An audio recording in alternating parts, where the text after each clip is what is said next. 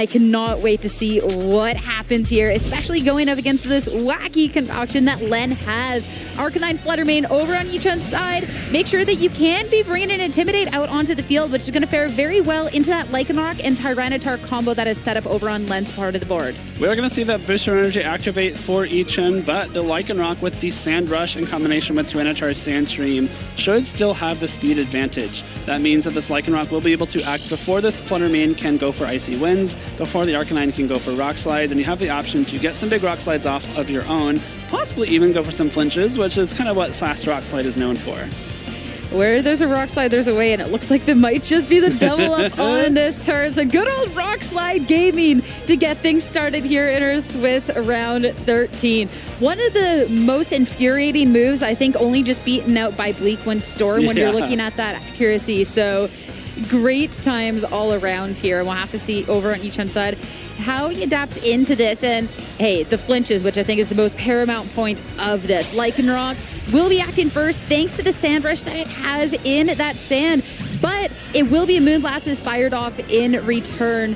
And that's just going to be good for a little bit of damage. But we will get one flinch, the Arcanine. And now a second round of Rock Slide. Won't pick up any KOs, but definitely putting it in range for the Lycanroc next turn. Right off the bat, that's big damage coming out from Len's side of the field. The two Rock Slides just barely miss out on the KO on that Arcanine thanks to Intimidate. But Fluttermane also takes a big chunk of damage, and the combination of another two Rock Slides should be able to KO both the Lycanroc on Len's end, making great use of that Sand Rush now that the Arcanine on Yichun's side is so low. Just one single Rock Slide should be able to knock it out. And even if you do want to possibly swap out that Arcanine, you have to worry about something in the back taking another round of Rock Slide damage. That's the scary part too, is a swap. Like, these Rock Slides can definitely not be quite understated. It's going to be a significant amount of chip damage, and the swap will be coming out over onto that Arcanine slot. We saw there was a deliberation of whether we wanted to stick with the Rock Slide, maybe anticipating the swap, and Landorus Eye is going to be joining the field. The thing with Rock Slide is it can miss, and that will be the miss on to the Fluttermane. The Moonblast fired off yet again. Still not going to be enough for the KO. We got the two special attack drops, which is hilarious, but the second Rock Slide will double connect. Still not enough for the Fluttermane, but barring no miss the next time around, the Lycanroc should be able to pick it up.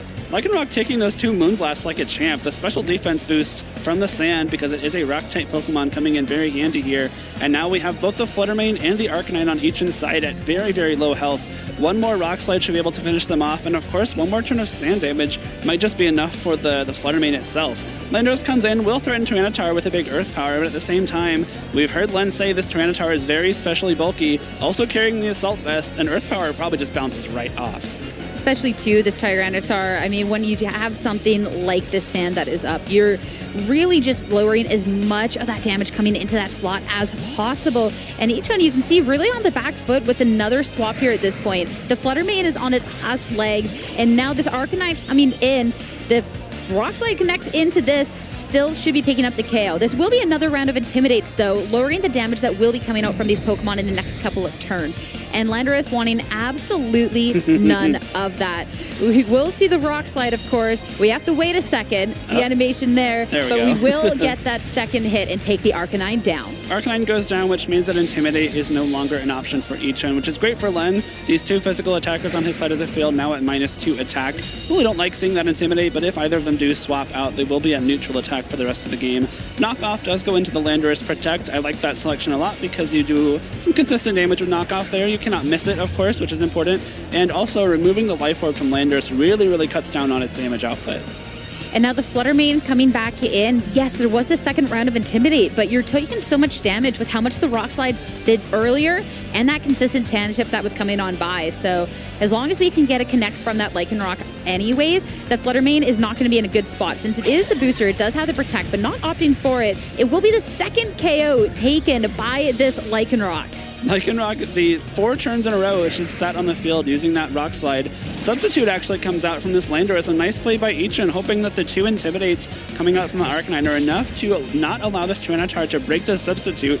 But Knockoff comes through, and it is not broken, so that is a huge turn of events for Yichun there. This Landorus ends the turn behind a Substitute, which is just fantastic.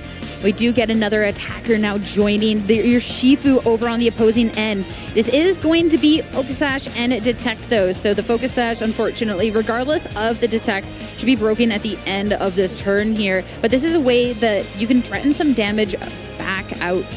It is, and the Sucker Punch and the Urshifu threatens this Lycanroc before it can, get another Rock Slide off to possibly break the substitute of the Landorus on each side of the field. So I love that swap a lot. I think Sand might also be running out soon, so that Focus Sash may stick around even through a Detect here. But this Lycanroc, again, very low health. It's still at -2 attack, too, so not really doing great in the damage department right now.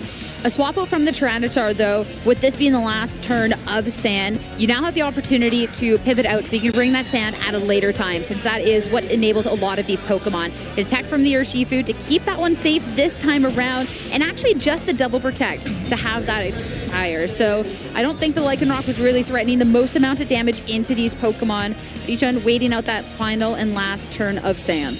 And a smart play there just because, this Rock Slide does do 0 damage thanks to those double protects. Notably, the Urshifu protecting before Landorus probably gives away that the Landorus might not be as fast as possible because it is naturally a bit faster than the Urshifu. But now that Santa's run out, this is a prime opportunity to possibly swap out this Lycanroc, reset those Intimidate drops, and get the Sand back up. It will allow the Sand Veil to be activated for Guard Chop, the Sand Rush for the Lycanroc, and of course, break that Focus Sash for the Urshifu. I love the Corviknight swap as well, because if you look at Landorus' attacks, it has Ground and Poison, both of which do 0 damage to Corviknight. Yeah, that Corviknight looks so good paired up against that Landorus over on the opposing end, and now the Sand is back. It's about due time that we see a Terra in this battle, though, and coming out from Yichun's end, it will be that Urshifu into that Dark type. So you still are going to be taking super effective hit, but this is a way to be trying to do as much damage as possible with your own Wicked Blow to try and get something done here. Still going up against these Pokemon on the opposing end, though. I don't know how great this is going to be, as the Corviknight being taken down to just below half looks just fine, and that's going to be Citrus Berry recovery. It is really crucial Citrus Berry recovery, which might put it in a position where one more Wicked Blow might not KO. Earth Power comes out here from Landorus into Tyranitar. That is a Life Orb, Sheer Force, Earth Power into a super effective Pokemon, and it takes under half of its HP. Body Press coming through here into that Urshifu for a little bit under half HP as well, but thanks to the Sand, looks like one more Body Press might be able to do the trick. And this Corviknight proving it can be a big issue now. That is a Terra Dark Wicked Blow that might fail to 2-hit KO through the Citrus Berry. And again, Corviknight just cannot be touched by the Landorus. It is impossible for Landorus to damage Corviknight right now. So if Yichun is not able to dispatch Corviknight with his other 2 Pokemon, it could be pretty disastrous. Corviknight swapping out this time around, though. Going to be bringing a different Pokemon in, and we're going to be looking at that Lycanroc. Of course, it's not necessarily boding the best on its health, so a target into that side will be dealing with it regardless, but it'll be safe at least from the Urshifu this time around. And you can imagine that the Landorus wasn't targeting into that slot considering the resistances. So Earth Power yet again into the Tyranitar. Needs one more hit to finish it off at this point. One more hit should finish it off. Low Kick comes out here from the Tyranitar into that Urshifu, hoping to possibly catch it, going for another Wicked Blow into that Corviknight slot. But I think this Sand damage is going to start adding up, and we also know that Len has that Guard Chomp in the back, which should be able to outspeed this Urshifu and Landorus and possibly threaten another KO into it. I love the way Len has played this game because he's really set up this Corviknight to be kind of the end game. At this point, just to reiterate, for the 3rd time now, Landorus cannot damage Corviknight. So if Urshifu goes down, Yichun has no way to damage Corviknight, and that has to be Len's main operative right now, is taking out this Urshifu. You can see it with the targeting. This Landorus, you don't care about the sub. You don't care that it's sitting there. You have to make sure the Urshifu is taken care of, and you can tell that Yichun knows that as well with how he's been attempting to protect this. The attempt at the double detect, not going to go well. Earth Power, though, that's actually going to be into the Lycanroc slot. So instead of targeting into the Tyranitar to take that KO, this Tyranitar is allowed to get the low kick into the Urshifu, now locking up this first game for Len with no possible way for the Landorus to take down that bird. Yeah, this is. I mean, it's not technically over, but again, the Corviknight cannot take damage. Like, unless Len decides to start attacking his own Corviknight, that should be the game wrapped up pretty simply for Len. A really great use of that Corviknight because it's just great to see how he was able to identify, which targets to attack, and that's kind of that matchup knowledge coming through here, knowing that Corviknight is really, really strong into this Landorus. We're going to play this one out. Close combat, that will be the substitute. Finally broken on the Landorus. His Earth Power this time around will be targeting in the Tyranitar. So you can add another one to your score for the KOs taken, and you can be forcing something else back onto the field. That will be the Corviknight, and that will ensure that Len has this done. Len doesn't even have to show his fourth Pokemon. Yichun did not see that Garchomp was selected from Len this game, and maybe you can assume that was the case just based on the other Pokemon Len brought, but it's hard to know just because not showing that information is kind of one of the few things you have left to preserve when you're in this open team sheet era. So Len expertly navigating that game, using the Corviknight as that checkmate piece into that Landorus, putting himself one game away from securing top 8 in Knoxville. It's so tough when you're looking at something like that Corviknight because realistically, there is a couple of ways for each one to be dealing with it, but those are Pokemon that don't necessarily appreciate that core of other Pokemon that Len has. When you're looking at the Raging Bolt, that just gets threatened by literally everything else. The Arcanine, the exact same thing. So it's definitely more of a tough situation, and that's going to be really hard to navigate. Because even if you are bringing those Pokemon to the battle, like we saw the Arcanine in the lead, it just got chipped over and over with that double Rock Slide that was coming out. Rock Slide is a really big issue. I like it just in general. It's really hard to deal with. And you do have the Urshifu, which generally matches up pretty well into both Lycanroc and Tyranitar. But luckily for Len, he's carrying a fighting type move on both of them. We see close combat on the Lycanroc and low kick on Tyranitar. So neither of them will be sitting ducks against this Urshifu, which again is just a great way to set up the rest of his team. The Rock Slide lead like that, just the Lycanroc Tyranitar. I mean, we saw Len talk about how crucial it can be to just fire off Rock Slides and eventually beat pretty much whatever if it's a special attacker, and that's exactly what we saw with that Flutter Mane. Especially too, you're dealing a significant amount of damage with that double up and the opportunity to just disrupt your opponent from the get-go. We got to see the flinch on the Arcanine the first time around. So even though the Flutter Mane wasn't flinched, it wasn't necessarily doing the biggest amount of damage, and then things kind of fell apart from there. And that's the scariest thing about the Sand team. The synergy with each other is so great. That Sandrush Lycanroc is just so problematic. It really is. I mean, again, it took less than half of its HP from a Flutter Mane Moonblast, which is really impressive. That is a very strong attack. And again, it kind of goes to show that can be one of the downfalls of running this booster energy speed boosting set on Flutter Mane, and you're probably not investing too heavily in special attack when you're training that Flutter Mane as well.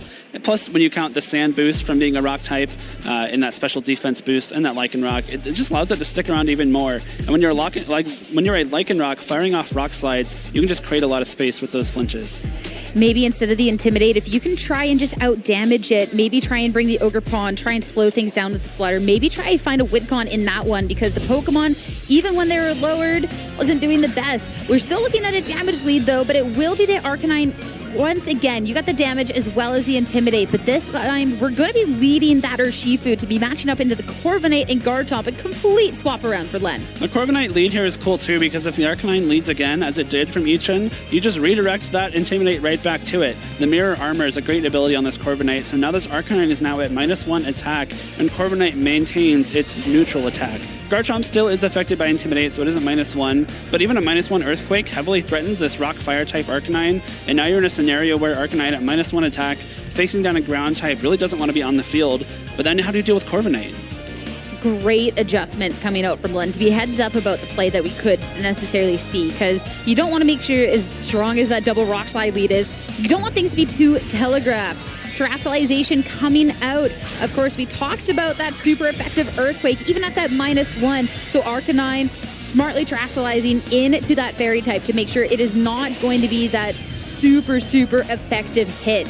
Earthquake coming out, of course. The Corviknight, being that flying type, is going to be completely immune, and that is going to be spread damage. Just a little bit, but hey, we're going to see the Rock Slide thrown right back at Len at this point. Wicked Blow for the follow-up. Not enough for the KO at that point, and we will get that recovery from that Citrus Berry. Now Corviknight has an opportunity to go on the offensive itself, and that'll be the Body Press, bringing down this Urshifu just down to about a third of its health. Yichun saying, if you can lead Rock Slide, I can do the same exact thing. A smart Terror there means that Arcanine can stay on the field, is not threatened by huge damage from that Earthquake, which we see looks like it would have KO'd if that Earthquake had that 4 times boost from the double super effective ground type move. But now Garchomp is still in a really healthy spot. Importantly, you break the Focus Sash on that Urshifu, which could come in very handy later on in this game.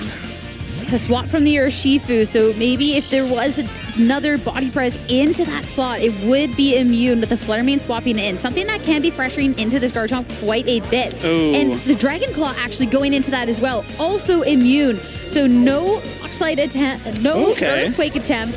Corviknight will be missing out on that Rock Slide, no. And now Corviknight, the Roost, an opportunity to go right back up to full health. That's another great turn for Len. You know, you Dragon Claw into the Fairy type, which isn't the greatest of turns, but you do dodge that Rock Slide, which means Corviknight can't flinch, and that Roost makes it all the way back up to full HP. And now this Corviknight, and you know, it's not taking much damage from that -1 Rock Slide. Fluttermane, again, just like Justin, does not have Shadow Ball, so the only damage options are Moonblast and Icy Wind, neither of which will do much to Corviknight at all. And in fact, Icy Winding the Corviknight actually slows down Fluttermane by one stage of speed as well, thanks to that Mirror Armor.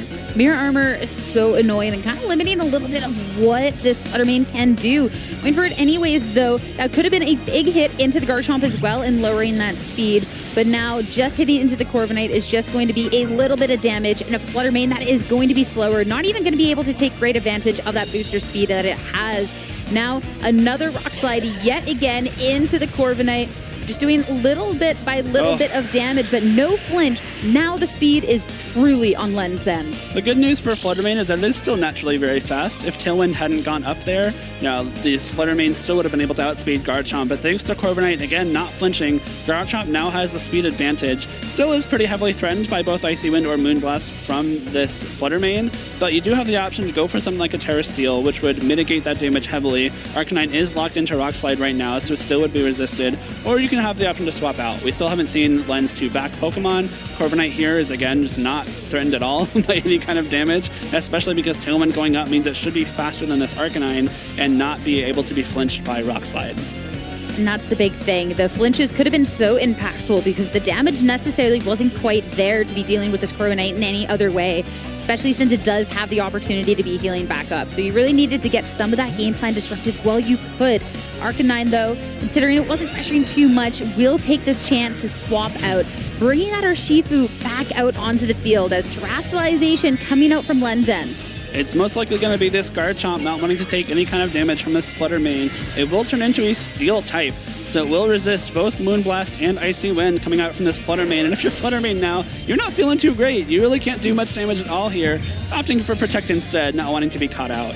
Keep safe past this next turn coming out is Garchomp with that Earthquake, looking to try and get as much damage as possible. The Urshifu that is swapped in, that one will not be protected and already low, actually will be holding on thanks to the Intimidates that were down earlier. But the follow-up from the Corviknight targeted into the Fluttermane will make sure that there's no KOs taken on this turn. There's no KOs taken yet, but the Tailwind still lasts for 2 more turns, and this Urshifu is in a very dire position damage-wise. Another Earthquake easily able to finish it off while doing a little bit of damage to that other slot as well. And Corviknight, again, thanks to that Mirror Armor, cannot be intimidated by this Arcanine coming back in. So anything into that slot will take a big chunk of damage from Brave Bird, especially considering that Arcanine is no longer a Rock type. And that's going to be the tough part into it. The Corviknight, sure, it doesn't deal the greatest amount of damage at points, but the fact that it cannot be lowered, you can have that consistency going on forward.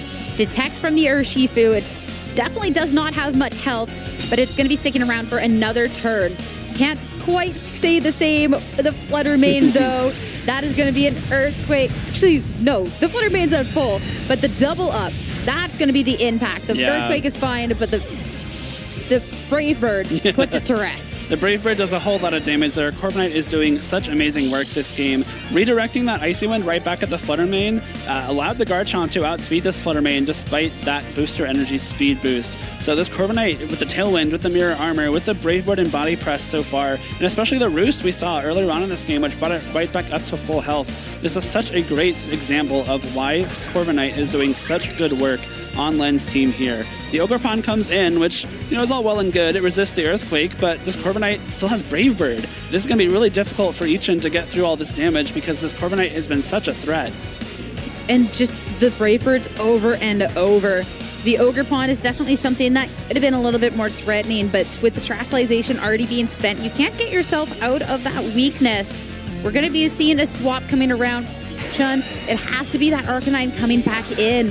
So this is going to be an attack drop back onto it as the Intimidate coming out is only going to be good for lowering the Garchomp, making sure that the Garchomp's not going to be dealing too much with the attacks that it wants to be going for, as the Earthquake already wasn't going to be doing the most into that Ogerpon and doing barely any damage into the Arcanine. This Brave Bird, though, that's the one that matters, and that is no issue taking care of that Ogerpon. No issue at all. Plus, with 2 turns of Tailwind remaining, it would be very difficult for that Ogerpon to not have to take a Brave Bird at all. Actually, that was the last turn of Tailwind, so I guess, Spiky Shield could come through there, but at the same time, like, you're still in a rough spot where you're going to have a really hard time taking down this Corviknight, thanks to that Mirror Armor redirecting that Intimidate right back into the Arcanine, and Ogerpon being kind of the last thing left that resists that Earthquake from Garchomp now. It is at -2 attack, but, I mean, again, if you're Len, you have 2 Pokemon left in the back. The Garchomp's going to be much faster than either the Urshifu or the Arcanine. So if you do opt to swap it out, possibly bring it back in, maybe even just 1 Earthquake into the game when you're not at -2 attack. It's tough because if you go for the Spiky Shield, the Corviknight, it can just go for the Roost to be dealing, healing up. So you kind of have to be making the call at that point. If you think that you are going to see the Roost, thinking that maybe it's a little too obvious, you go for the Spiky Shield. So getting that one wrong, Corviknight doesn't have necessarily the health on its side, but the Garchomp can have its opportunity to fire off another attack. The Earthquakes haven't been doing the most. It's just been slowly but surely chipping away damage. Flare Blitz, though, fired back. That is going to be the damage that we want to see. Super effective into that Steel type. Will take the Garchomp down, but at what point to itself? That's going to be a lot of recoil, and that damage that it's been building up from these consistent Earthquakes is going to be enough to take it down. Yeah, that consistent Earthquake damage, it wasn't doing a whole lot at one time, but just 2 or 3 Earthquakes in conjunction with that Flare Blitz recoil, enough for the KO on Arcanine. And Corviknight, just add insult to injury, goes for Roost there as the Urshifu detects. If the game wasn't wrapped up before Sierra, it certainly is now. Yeah, we still have the core, the quintessential parts of Len's team in the back with the Lycanroc and that Tyranitar, and Tyranitar hitting the field now. With just a sliver of health in the sand being said, even if the Urshifu just did the most incredible stuff, there is going to be absolutely no chance as the sand will eventually take care of it. That'll be a super effective hit and another KO going over to that Pokemon. But at this point, you can see the writing on the wall as the players have handshaked it out. And Len, with that final body press, to take the series 2-0. Corviknight was really the star of the show this